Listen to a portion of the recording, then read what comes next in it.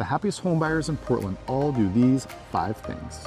This is the main part of what we do, is help people who are relocating and buying a home here in Portland as part of that process.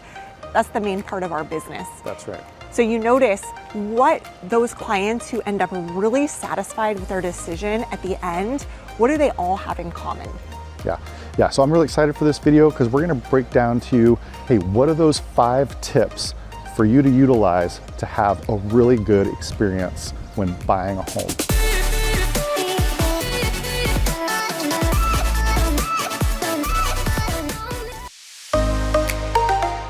Okay, number 1 is keeping the big picture in mind.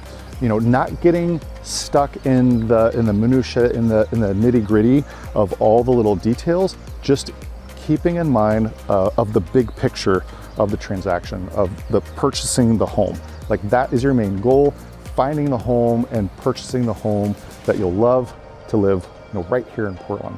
So the stronger sense you have of what you're looking for and what kind of lifestyle you want to live in this home, and then, like you said, just staying very focused, keeping the end in mind, because depending on your personality and how you make choices and decisions, it's really easy to focus on like little things about a home, things that can honestly be changed or fixed, and then letting every decision, every little factor weigh you down and keep you from enjoying the process.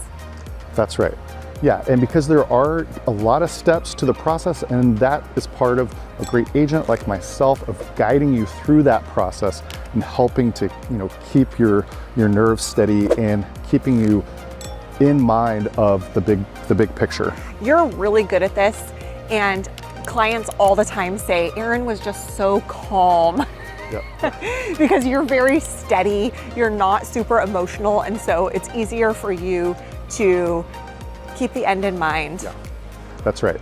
Yeah, that's definitely one of my strong suits, is just being very calm, very steady, and just very calculated. And we have our checklist. We're gonna go through it and keeping that big picture in mind. All right, that brings us to our second point. So it's really key to not see the whole transaction as a competition with the sellers. Yep. And to really try to look for the win-win.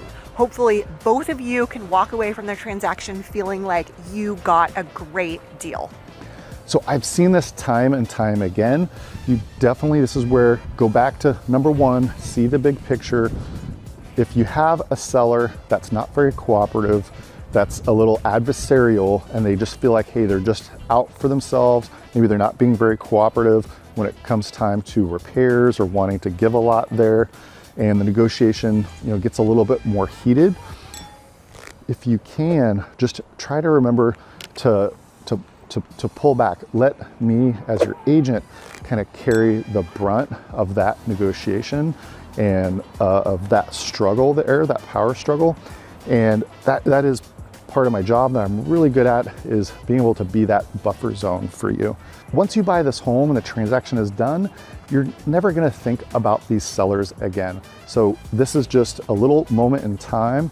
And so really, really lean into your real estate agent to get you through that part if the seller is a little adversarial or they're not that nice. Don't let that affect your home, because you're under contract at this point. It's the home you're gonna buy, unless you decide it's not the right fit. It's always just a good idea to assume good intentions, as hard as it can be. Yeah. Like, sellers can be going through their own emotional upheaval in selling a home, and who knows what's really going on with them. And so whatever decisions they're making probably don't have anything to do with you. It's not that they're not trying to work with you on it. It's just a big experience for them as well. That's right. And the other part of it might be, where I've seen time again, is where you might look up the history and say, oh, hey, well, the sellers, you know, bought it for, you know, $300,000, and now they're selling it for $500,000. You know, so they have a lot of equity in it, so I should be able to get it for $400,000. Well, you know, that's not necessarily really fair either, or, you know, being real about it. You know, if the market is saying it's worth $500,000, then yeah, we can negotiate on that price depending on the current market. Is it a buyer's market? Is it a seller's market? Are things sitting longer? Or are there multiple offers? All those things will have to be adjusted, with the price of your offer. But just going off the fact that the sellers have a bunch of equity in it, that kind of trips up some buyers. So I wouldn't look too much into that. Hey, maybe they got a great deal on it and they bought it a while ago, and maybe they did a ton of work into it. So they have a bunch of equity in it. Doesn't mean that you should get all that equity as well. No, and the idea that they are making money on their investment doesn't really have anything to do with your purchase of the home. That's right. You have to just set it aside. That's right. And that's why real estate really is like, you shouldn't be buying it to then turn around and sell it the next year unless you're doing like a fix and flip. Real estate is a long-term investment. That's where you're really going to get your investment back out of it through the appreciation of time. We moved to Portland, Oregon 6 years ago, and we absolutely love it here, and we want to help you do the same. My name's Aaron Cohen, this is Brandon Cohen, and we have a local real estate company right here in Portland, Oregon. If you guys are thinking about moving, I'm a local real estate agent. Go ahead and reach out. My information's right down there below. Okay, so number 3, and this one's just gonna be very short and sweet. I think what I've seen with the buyers who enjoy the experience the most and end up really satisfied is that they listen to both their head and their heart, because there's no way that buying a home is not a feeling and an emotional experience. They listen to their head and their heart, and they trust themselves. They trust their decision. That's right. That's why I always recommend, if you can have the time to be able to come out to Portland, reach out to me and let's set up a time to go see some houses, go check out some different places in different neighborhoods that, call me so we can find out, hey, what neighborhoods are even gonna be a good fit for you if you don't already know that. And then when you are in town, we can go look at a few houses in those neighborhoods so you really get the feel for it. And that's what kind of feeds into that, getting that real feel for the house and the neighborhood, because it's really more about that neighborhood. You can't change what neighborhood you buy. You can change out your cabinets and your kitchen and your bathrooms, but you can't change out the neighborhood. That's so true. So number 4, if you are buying with someone else, a partner, a family, or even a parent, we've had a lot of multi-generational families as clients.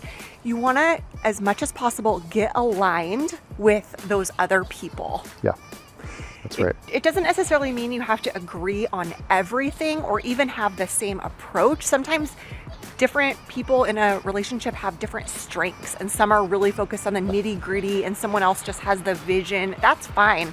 But for the overall aim, for your key priorities, you want to be on the same page. That's right. Yeah, being on the same page is so important with your partner of, that the type of house you want, the feeling you want it to have, the neighborhoods. And again, I think that also feeds into the last point of going to reach out to an agent and like myself and go tour some houses to really, it's more about feeling out the neighborhood. If you're not super familiar with Portland, to say, hey, does this feel right, between you and your partner? And again, you don't have to be exactly the same or have the same approach. Like I mentioned, you're super calm in the decision, and I am more emotionally based. And so I know to kind of lean on your steadiness for certain things. And you kind of trust my feelings about it. Yeah, that's right. So number 5 is having a good team.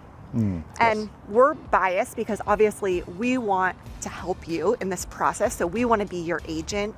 And Aaron has a ton of experience doing that because helping people relocate, buying a home as part of that process is the main thing that you do day to day. But your agent isn't the only important part of your team. That's right. So next to your agent, your lender is going to be very, very key through your transaction to help make it less stressful, because I've seen many bad lenders where just like you can get a bad agent, it totally affects your experience. You want a lender that's going to be on the ball and going to be carrying the transaction all the way through. I think that's kind of the main element, that when you're talking to a lender, and I have a couple of great lenders that I can refer to you guys just go ahead and reach out. My information is right below. But they need to be, number one, very cool to work with, very organized, very organized, straightforward process. So a good lender will also make sure, you know, that there's no screw ups along the way, and you should really know within, once you put your application in with a good lender, that you're going to get approved or not for the house. So, and there shouldn't be any big surprises there along the way. And this right. might seem like not a big deal, but buying a home is very administratively burdensome. Yeah. Like the whole process. And if you've never taken out a mortgage before, that process, you know, there's a lot of paperwork. There is a lot of information that you need to provide. That's right. And from the transaction side, for our own transactions as investors buying and selling properties, some of those experience has like made me want to tear my hair out. It has been so frustrating. For our home here, I bought our home. It's under my name, so you didn't necessarily go through that whole experience. We also refinanced our home when our son was 2 days old. I had to sign all that paperwork. That's right. But we did have to lock in our interest rate. Yeah, we did. And then last summer, we sold several of our investment properties to buy a new property. And so being on that side of these transactions gave me a new renewed empathy for our clients who go through this, because for the sale of some of our investment properties, the buyer's lender was terrible. Yeah. And we almost walked away from the transaction because her lender was so bad. So the lender you choose could influence the seller. The seller of the home you're trying to buy. Yep. That's how important it is. That's right. Yeah, it is very important. So not only do I have some great lending contacts, I also have some great vendor contacts. The agent you work with should also have great vendors like contractors, roofers, plumbers, electricians, inspectors, those types of things, all of which I have. And part of my relocation services, I can help provide all those things, set all those things up for you, be there at the house for all those inspections, for the estimates. So you don't even have to be here, you know, for all those follow-up things, you know, after the inspection. And you don't even have to be here for the inspection if you're living out of state and you don't have time. We can also do that remotely. Yeah, because this is such a big part of what we do is help people relocate and buy. We've been able to really put together a signature system with a white glove approach. So if you guys are thinking about moving here, go ahead and reach out. My information's right below. I'm a local real estate agent. And if you got a lot out of this video, stay tuned for the next one coming up right now.